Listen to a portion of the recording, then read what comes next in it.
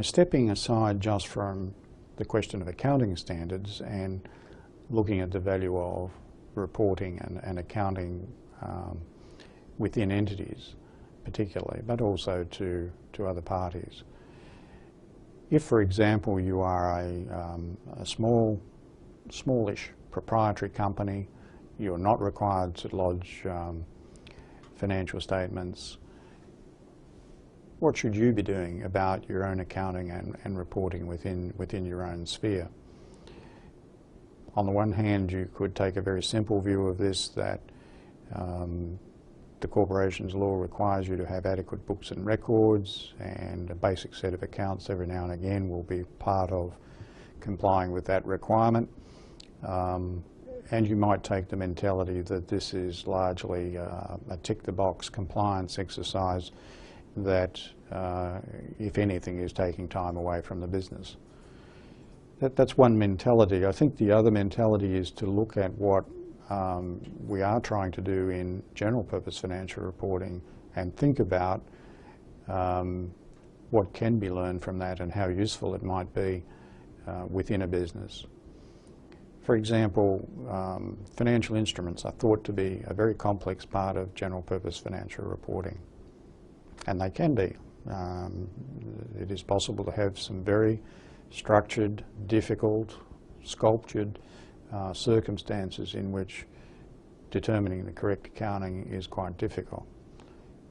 But the basics of that area are things that I think any business would need to think about. Every business will have financial instruments of some sort. They'll have receivables or payables, which are plain vanilla financial assets and liabilities, and the accounting for those is no different than you would be familiar with from the viewpoint of your mortgage on your own house. So there's nothing particularly complicated there. But as soon as you start to enter into other types of instruments, you really do need to pay attention. There is nothing to stop a small business actually holding almost inadvertently a derivative that could spell the end of the business. We've certainly seen examples of small entities with fairly exotic derivatives, sometimes blissfully ignorant of how exotic they are. But just as a large business can be blown out of the water with a derivative, so too can a small one. So when you're managing a business, you need to understand how a derivative works, how you might actually become involved with one accidentally, and what you should be thinking about over time while you hold it. When I say you can have these accidentally, one of the most common sources of derivatives are to be found in the small print of contracts, either for goods and services sold, or for financings received, or in the context of maybe acquiring another business. Quite often those sorts of clauses that constitute derivatives are actually sewn in by lawyers just to cover off on some unlikely prospects, and therefore they're not paid much attention. Well, at the other end of life in the large companies, those same sorts of clauses were the clauses behind why banks have got enormous problems with credit risk derivatives that previously were thought to be the source of a lot of money and no risk. They turned out to be anything but riskless. So there is something to be learned even at the most complex end of life.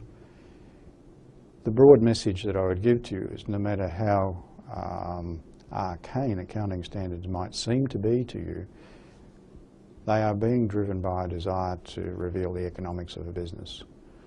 So if you're not broadly following the thoughts that are in those requirements when you're thinking about your own informational needs, implicitly you're ignoring some aspect of the economics of your business. Is that good management, would be the question. It doesn't mean you have to go to all the ends of proper disclosure for outside parties, external users, but nevertheless the decisions you're making should be based on information that is relevant to you. And there will not be too many parts of the core of individual accounting standards that are not relevant to that thinking.